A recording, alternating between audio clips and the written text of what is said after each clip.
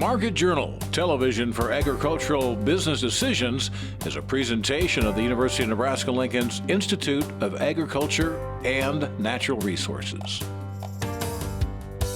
Promotional support is provided by the Nebraska Farmer Magazine. Partial funding is provided by the Nebraska Soybean Board and the Nebraska Corn Board.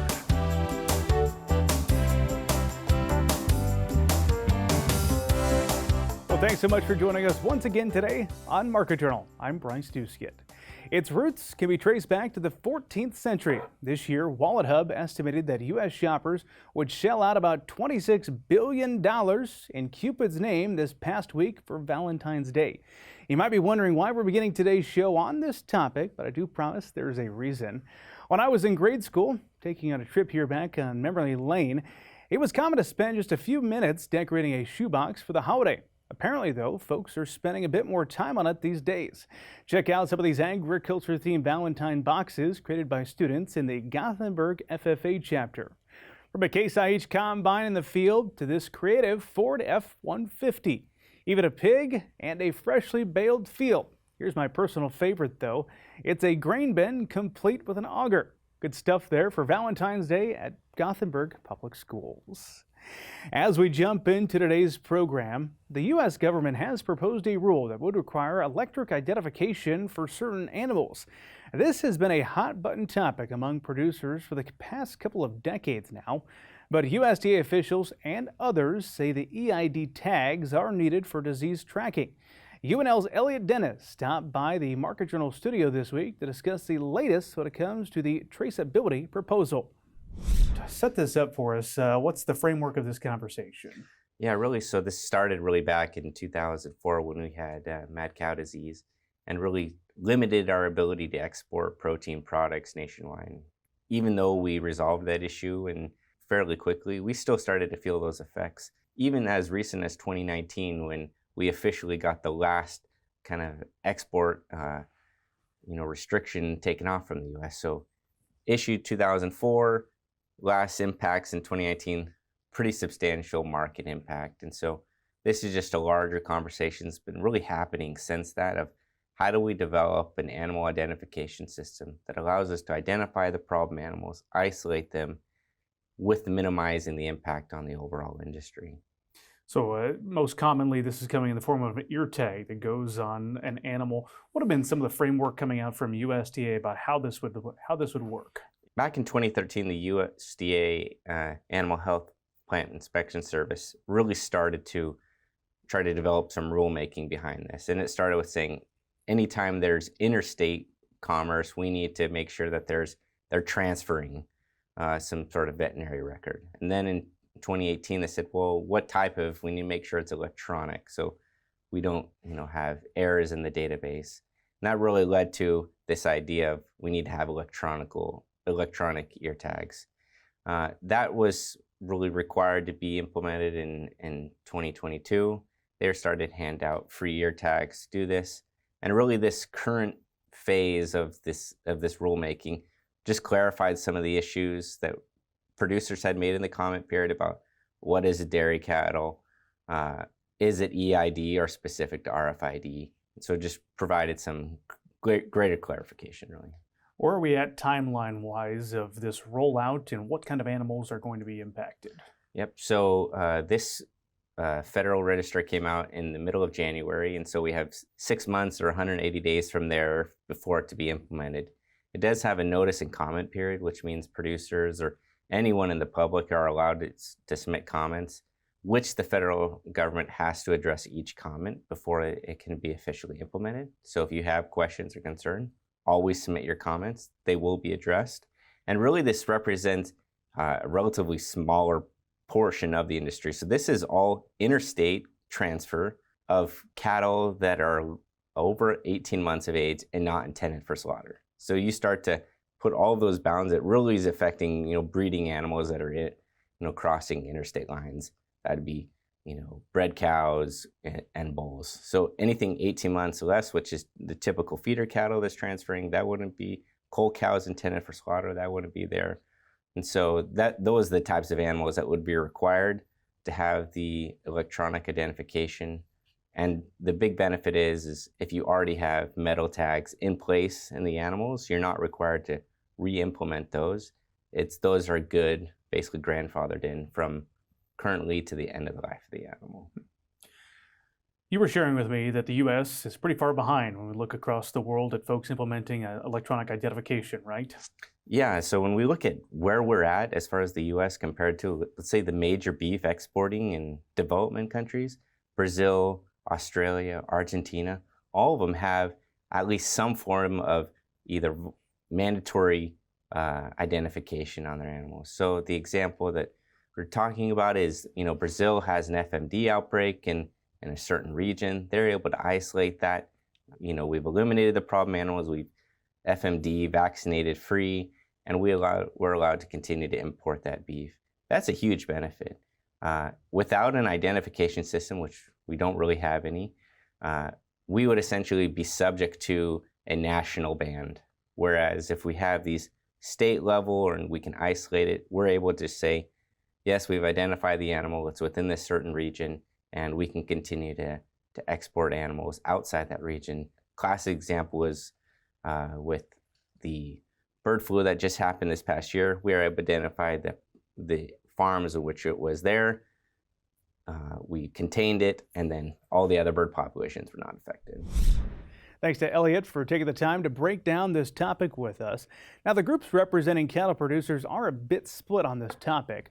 RCAF USA believes the latest proposal is a benefit for multinational beef packers.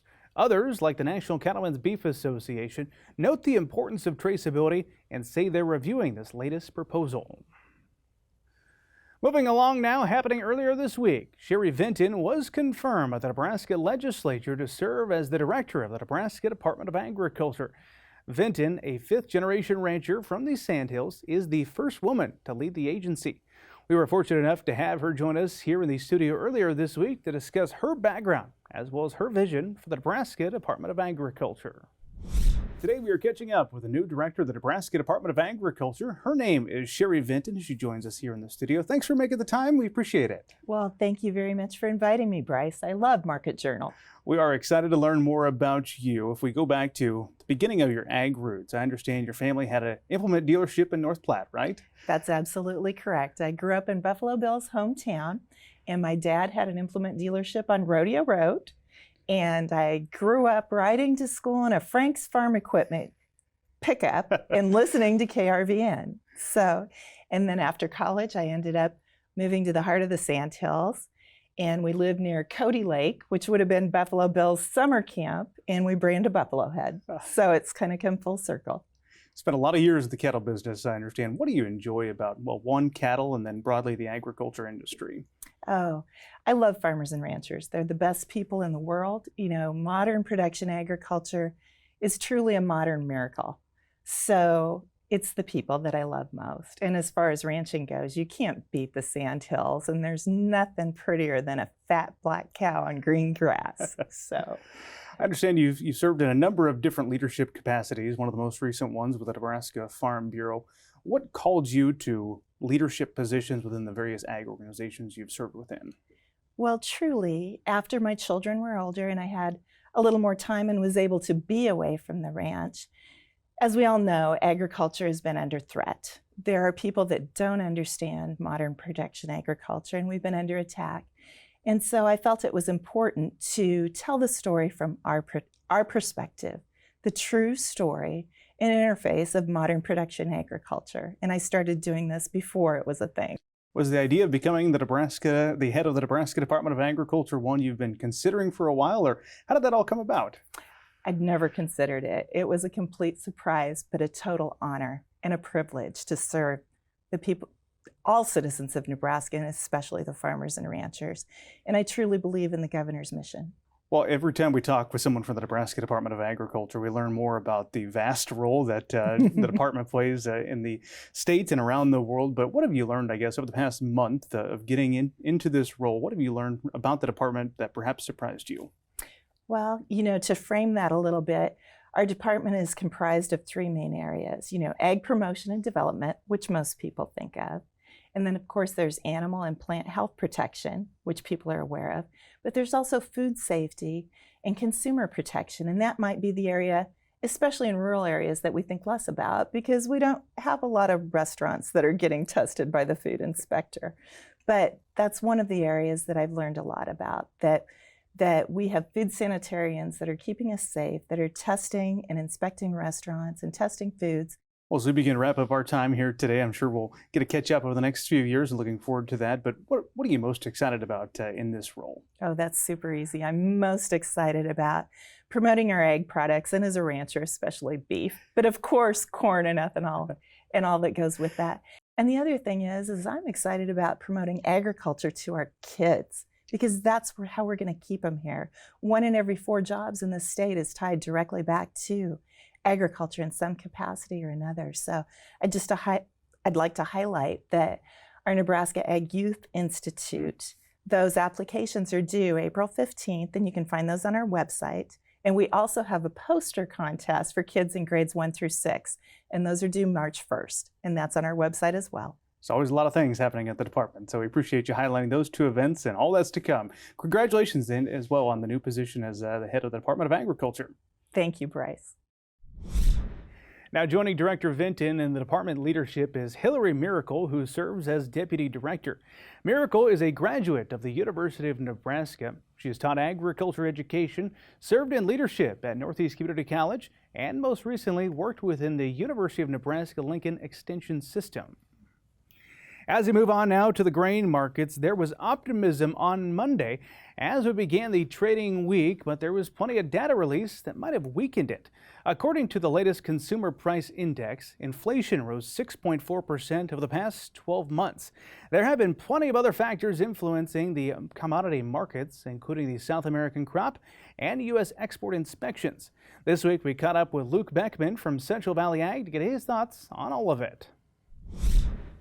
Well, there's been a lot of news to process. I mentioned the CPI data that came out this week in our introduction here, but I wanted to begin our conversation with you talking about the latest when it comes to the Mexican decree when it comes to genetically modified corn. They came out to kind of double down, I guess, on their initial intention with that. What can you share with us when it comes to the latest with that and its potential impact on the corn market?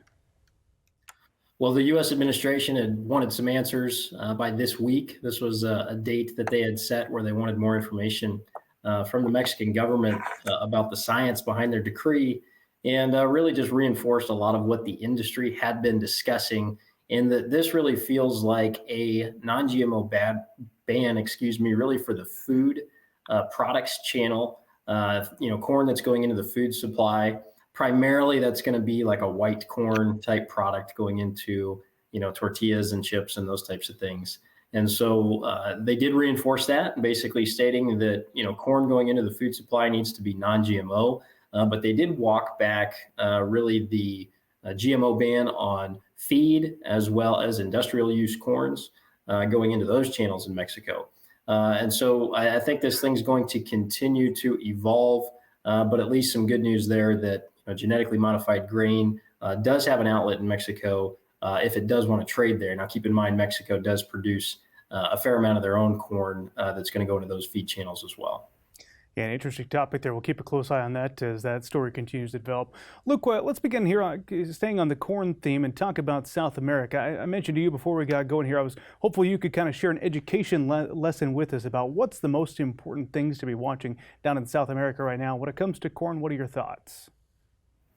Well, when you want to talk about corn on the South American side of things, it really starts with soybeans. And so right now, soybean harvest is rolling across much of Brazil, kind of starts in the north and works its way to the south, kind of the opposite of what we're accustomed to here in the States. But as they harvest that soybean crop, you've got planters coming in right behind that, and they're planting their second crop corn or their safrinha crop. And so it's really important that they get the soybeans harvested in a timely fashion so that they can get that second crop corn planted. They generally want to do that by the end of February, and that really puts their corn crop on track before they get into a really dry stretch as they get closer to their winter. If you get that corn crop planted much beyond February, it really puts the crop at risk of running out of moisture late in the reproductive and grain fill stages. And so it has been a little bit wet in Brazil. It's hampered a little bit of their harvest progress, but they've caught up pretty well here in the last week or so.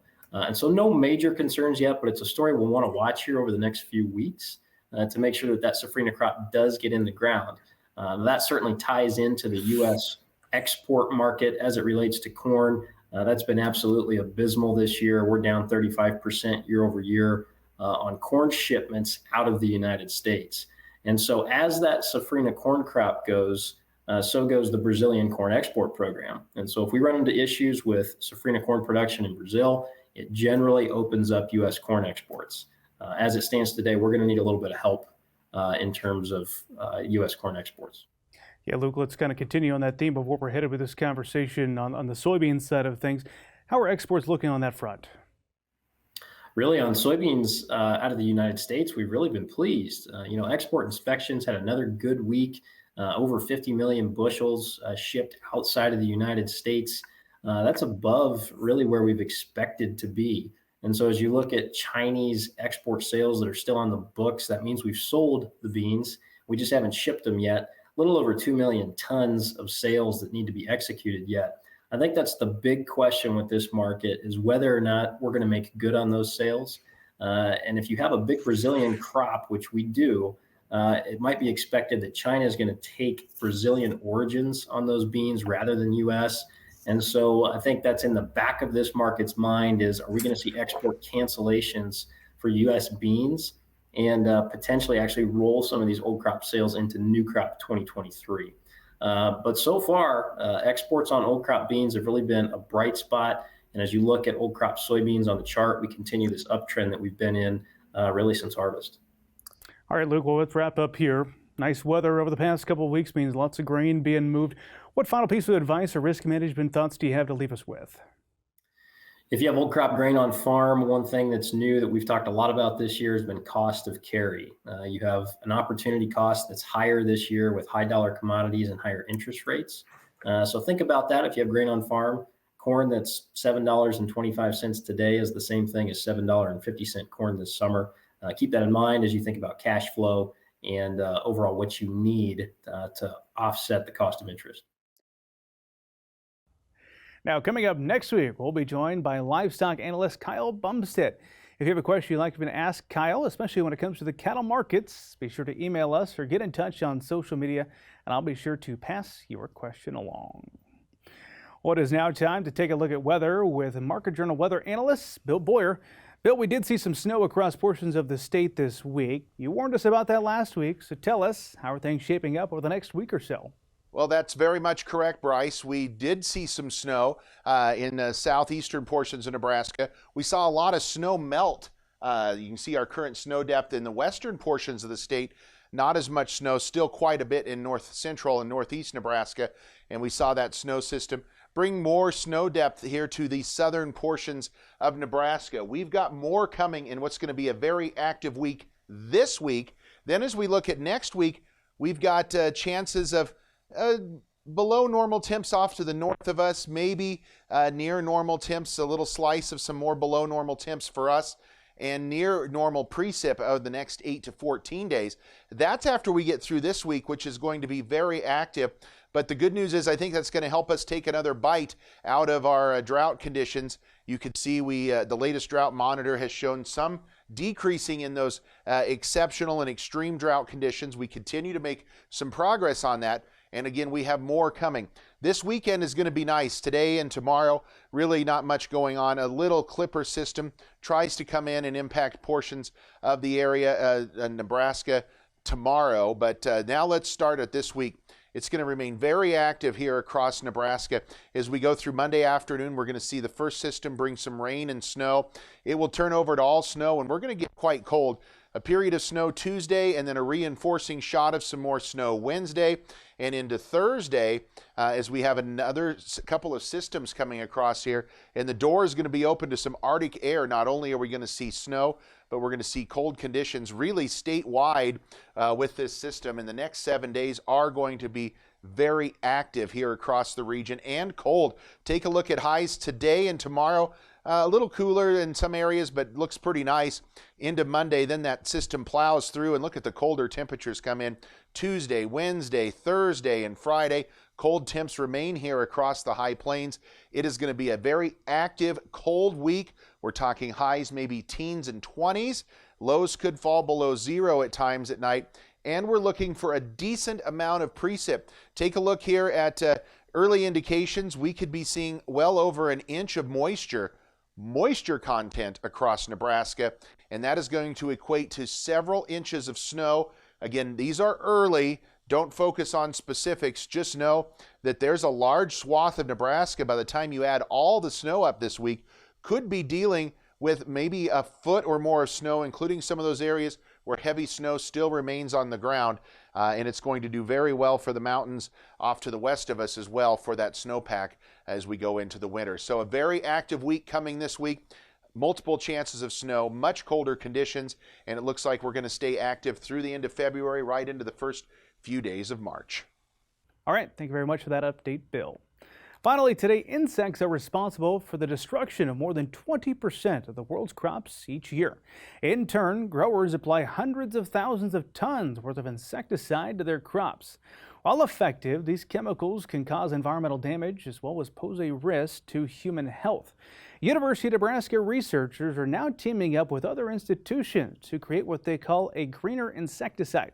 My colleague Alex Mackovika has more in this week's segment of Crop Talk. So our topic of conversation, something that people are calling green insecticides. Let's just start. Where did you get involved with this research? How did that get started? Yeah, this is a collaboration with researchers in Sweden at Lund University who are experts in insect sex pheromones, and researchers at the Swedish University of Agricultural Science. And they're experts at crop development, and also a collaboration with a company in Riverside, California called ISCA that's trying to commercialize the technology. We're going to use this phrase a lot in this conversation, green insecticides. What is that? You know, typically the chemical insecticides that we use are sprayed on plants. They often are not insect specific. Sometimes they are, often they're not. They get on our foods. They're not good for the environment. So what we're working with here are insect sex pheromones. These are compounds that the female insect makes to attract the male for reproduction. And so we're developing technologies to make these insect sex pheromones that can be placed in very small quantities in traps that will attract the male insects to disrupt the mating cycle. So they'll be attracted to the trap, killed, and disrupt the mating cycle. The mating cycles are, the reproductive cycle, the life cycle of the diamondback moth, for example, is maybe about 2 weeks. And so there's estimates that maybe there are 20 life cycles of insect development over the course of a growing season. So you're not really spraying the chemicals onto the plant. They're in traps, so you don't have the problems with the drift of the insecticides to other plants, to the wildlife, to the food. And so it's more contained, used in very small quantities. Yeah. You talked a little bit about the science behind that. What's the impact to our ag producers across the state? Yeah, so these insect sex pheromones they're used commercially now, but they're used for high value fruit production in orchards, for example. But what we're trying to do is develop methods that will allow us to produce the insect sex pheromones at lower cost so that they can be used with row crops. Instead of using exclusively chemical insecticides, these can be used for the traps that can be placed throughout the fields of row crops like corn and soybean in the state. Sure. Ed, walk us through some of the benefits and the drawbacks of this sort of innovation and technology. Yeah, so like with any insect management or weed management, it's just part of a larger, portfolio of different solutions that you can have. And so this won't probably get rid of all of the chemical insecticides, but it will contribute to reducing our reliance on chemical insecticides. And so the benefits will be that, you can have less, for the consumer, maybe less toxicity. Maybe you don't have as much chemical insecticide on your fruits and vegetables or on your crops.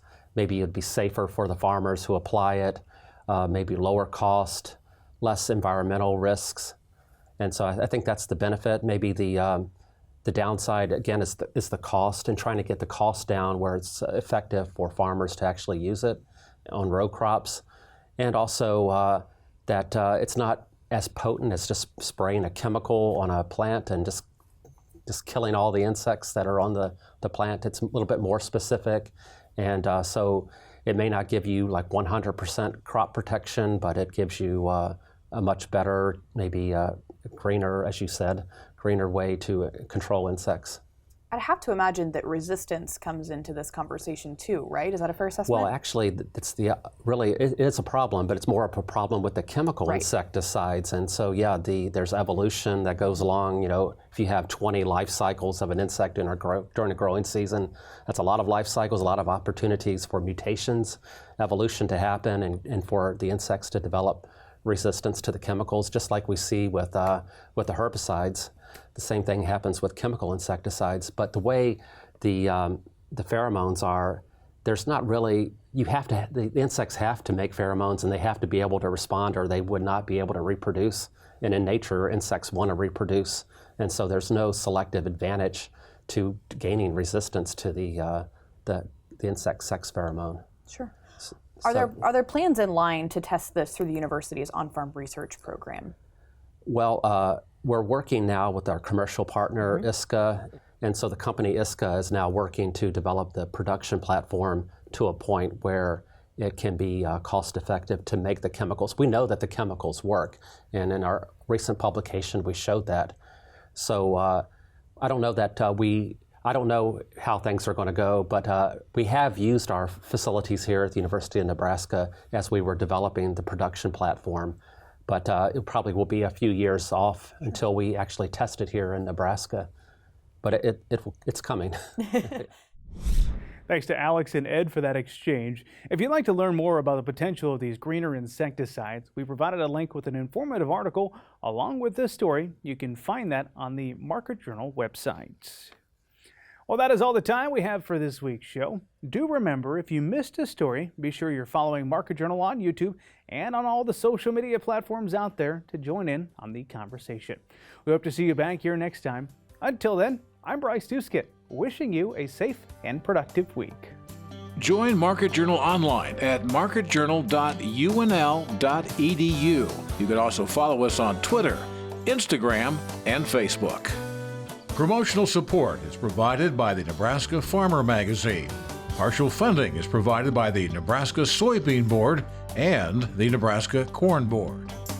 Market Journal is produced by the University of Nebraska-Lincoln's Institute of Agriculture and Natural Resources.